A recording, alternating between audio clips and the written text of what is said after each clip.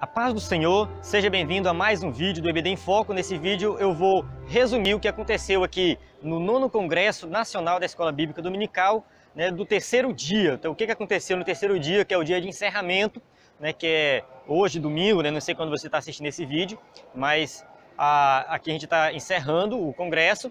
Na verdade, está tendo ali um sorteio, o pessoal está finalizando e eu saí para fazer aqui o resumo do que aconteceu hoje. Na verdade, hoje teve duas palestras, uma da Marlene Lefebvre e outra do Elianai Cabral, plenárias, na verdade, chamadas de plenárias.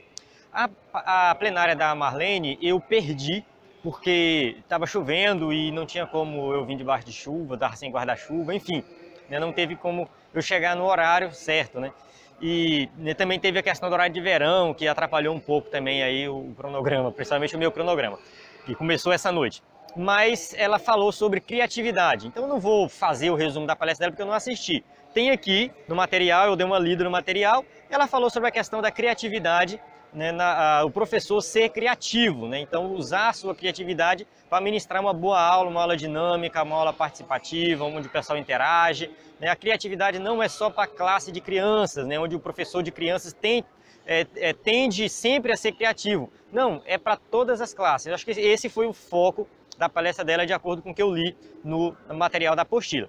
Mas a palestra a plenária que eu assisti realmente, que eu prestei atenção, anotei, e realmente eu vi que tem um conteúdo bem relevante que eu quero detalhar aqui para vocês, essa mesmo eu assisti do começo ao fim. Então foi muito boa mesmo, que é do Elianai Cabral, onde ele falou sobre o exame das escrituras como pré-requisito para ensino, para ministério de ensino.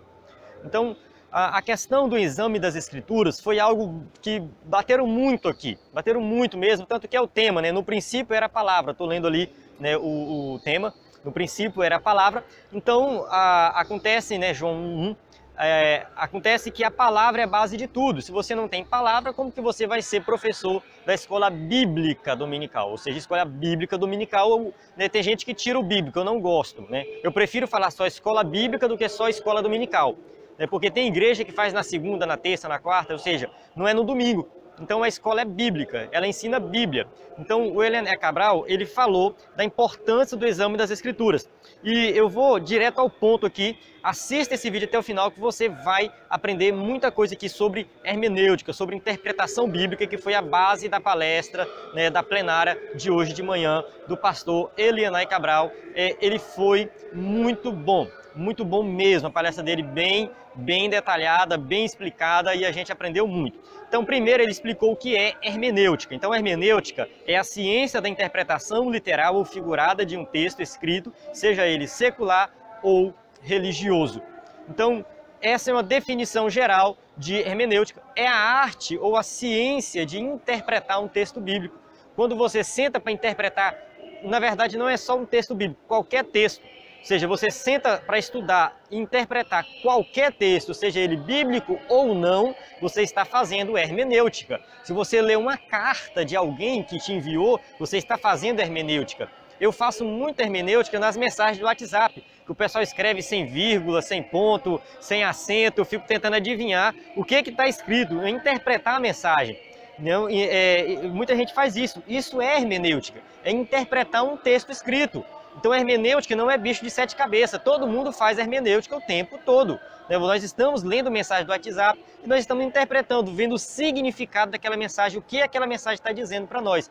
Então, hermenêutica bíblica é interpretar a Bíblia, é você pegar a Bíblia, ler a Bíblia e tentar entender o que a Bíblia está dizendo. Então, a hermenêutica ela é muito importante, nós temos que entender a hermenêutica. O professor da escola dominical, ele tem que saber o que o texto está dizendo. Então, nenhum professor da escola dominical vai chegar para ensinar a Bíblia sem saber o que aquele texto realmente está dizendo. Então, essa é a definição de hermenêutica. Agora eu quero falar da definição de exegese. É um ramo da hermenêutica, onde a gente vai um pouco mais fundo. A palavra exegese significa explicar, interpretar, contar, descrever, relatar. Só que ela vai um pouco mais a fundo, É pouco parecido com a hermenêutica, mas ela no sentido de sacar, tirar, extrair, colocar para fora. Exegese, do grego, exegese. E o verbo e o prefixo ek, ele vem nesse sentido, extrair, puxar, tirar, colocar à vista. Então, exegese ou exegese do grego é no sentido de você cavacar o texto mesmo, ou seja, você ir a fundo no texto, você pegar aquele texto e examinar ele mesmo detalhe por detalhe. Então, na hermenêutica, às vezes você não se detém numa palavra em si, no original da palavra. Já na exegese você faz isso, você vê o original da palavra, a etimologia da palavra, você vai a fundo no significado daquela palavra, a relação de uma palavra com a outra. Então você, né, vai a fundo no texto bíblico, né? Ou seja, você vai cavar fundo. Então, o professor da escola dominical precisa aprender a examinar a palavra de Deus com espírito reto e cuidadoso para não enveredar pelo caminho das bonitas ideias que contrariam a interpretação correta das Escrituras. Então, o professor da escola dominical ele tem que saber interpretar da forma correta para ele não ir pelo caminho errado. Existe por aí a exegese. Exegese com I, EI, né? Exegese é o contrário da exegese, né? A exegese é quando você procura ver o que realmente o texto diz. A exegese, você vai dar um significado para o texto. É isso que muita gente faz, ele dá um significado. E aí surge que as heresias. As heresias surgem com a exegese. Então nós temos que fazer a exegese, que é cavacar o texto, estudar o texto de forma profunda. Então a gente tem que fazer isso. Tá, vamos falar da crítica textual agora, que foi outra coisa que o Elianai Cabral citou na sua palestra. Então a crítica textual, quando a gente usa a palavra crítica, muita gente pensa que criticar o texto é falar mal do texto. Não é, não é. É a gente procurar ir nos originais e ver o que realmente o texto quer dizer. Com o passar do tempo, será que esse texto foi modificado? Então, ou seja, o aspecto científico dessa ciência se preocupa essencialmente em determinar ou precisar o sentido exato das palavras contidas no texto. Se trata, assim, de examinar com acuidade a origem dos textos, a integridade dos manuscritos antigos e determinar a originalidade dos textos pesquisados. Ou seja, o texto que nós temos hoje, será que ele é o texto original lá da época que os apóstolos escreveram, que os escritores escreveram? Então, a gente tem que observar isso. Ou seja, existe todo um grupo de estudiosos que fazem esse estudo para a gente. Não precisa a gente fazer, a gente basta comprar o livro que está lá. Então tem vários livros onde a gente estuda sobre a crítica textual e vê se esse texto realmente é o texto original. Então a crítica textual ela é uma coisa boa. Aí tem a alta crítica, a baixa crítica, né? Uma tem o propósito de falar que o texto é mentiroso e que o texto não serve, foi modificado, ou seja, é uma crítica ruim mesmo, e uma outra crítica é aquela crítica boa, onde vai procurar saber o original para entender realmente o que o texto está querendo dizer. Então tá, depois de entender o que é hermenêutica, exegese e crítica textual, a gente vai para alguns princípios básicos de interpretação das Escrituras. Então foi falado, né, que nós temos que começar pelo texto. Então a gente tem que escolher um texto e interpretar esse texto. Pode ser um capítulo, pode ser um parágrafo, ou pode ser um versículo. Então você vai escolher o que você vai interpretar. E pode ser um livro inteiro. Vamos supor que você quer estudar Efésios, Filipenses, você vai escolher um texto.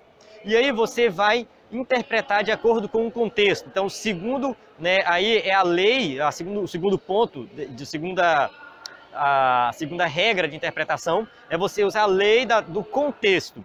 Então, o que é a lei do contexto? Você vai ter dois contextos, um contexto imediato e um contexto remoto. Então, um contexto imediato é antes e depois do versículo, né? Ali próximo do versículo, o que está dizendo? É um contexto imediato.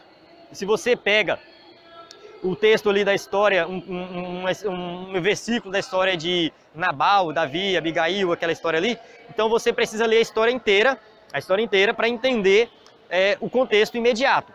E você precisa ler o livro inteiro de Samuel para você entender o contexto remoto, né? Ou seja, você precisa entender o contexto como um todo. Por que Davi precisou de Nabal? Né? Quem era Davi? Quem era Nabal? Qual era o contexto todo geral da história ali? Então você precisa entender o contexto imediato e o contexto remoto. Outros contextos são importantes. O contexto geográfico, o contexto literário, né, a maneira que aquele texto foi escrito, né, se você ler Jó, foi escrito numa literatura diferente de Samuel, né, que foi escrito diferente de Provérbios. Então a gente tem que ter o contexto literário também. Então são vários contextos. O contexto teológico, o contexto doutrinário, né? Ou seja, você tem que interpretar o texto de acordo com a doutrina também da igreja, né? É claro que a gente não vai forçar o texto, mas comparar, né? Será que esse texto aqui está realmente de acordo com essa doutrina está de acordo com o texto? Então o contexto doutrinário também tem que ser levado em consideração. Uma coisa que está escrita aqui que é bem interessante, ninguém pode interpretar qualquer texto da Bíblia fora, isolada do seu contexto. Então isso é o que mais acontece. Muita gente interpreta a Bíblia isolado do contexto, né? Então surge heresia. Você lê um texto fora do contexto, né? Até dizem por aí, né? Texto fora do contexto é pretexto para heresia. Então a gente tem que ter muito cuidado com isso. Então o texto ele tem que estar dentro do contexto e o contexto das línguas originais. Então ligando aí com a exegese, você procurar o original. Você não precisa saber grego e hebraico, mas tem aí vários recursos, livros, recursos na internet que você pode recorrer ao original e saber o significado original daquela palavra. Então, toda vez que a gente vai ensinar, vai pregar, é bom fazer esse esforço de buscar os originais. Então procure os originais, mesmo que você não saiba o grego ou o hebraico, mas você pode encontrar um dicionário e pode estudar o original. Então encerra aqui essa palestra do pastor Elianai Cabral, né, essa plenária, essa pregação, não foi bem uma pregação, né, mas foi um ensino acerca das Escrituras, da importância da interpretação das Escrituras para o professor da Escola Bíblica Dominical, né. Ele falou também do contexto geral da Reforma Protestante. Lutero foi o que lutou muito por isso, para que o povo pudesse interpretar, ler a Bíblia, né, e interpretar da forma correta. Foi através da interpretação correta das Escrituras que Lutero, né, conseguiu aí entender o que estava escrito em Romanos, que o justo viverá pela fé. Essa foi a base da Reforma Protestante, e ele, né, interpretando da forma correta, pediram para ele retirar tudo que ele disse. Ele falou que não tinha como, porque era o que estava escrito, o que ele estava entendendo. Então, né, ou seja, firmou ali na correta interpretação das Escrituras, e hoje, por causa disso, nós estamos aqui. Então posso dizer que Lutero foi usado por Deus, né, para firmar nas Escrituras, para fazer a Reforma Protestante, assim como você pode ser usado por Deus para firmar mesmo na verdade da Bíblia, ensinar e transformar vidas na tua classe da Escola Bíblica Dominical. Então eu encerro aqui esse vídeo. Depois eu vou fazer um vídeo fazendo uma contextualização geral de tudo que foi ensinado aqui, né, fazer uma análise do Congresso. Então eu encerro aqui, que né, o terceiro dia pela manhã, né, o encerramento do Congresso, né, no nono Congresso Nacional da Escola Bíblica Dominical, promovido pela CPAD.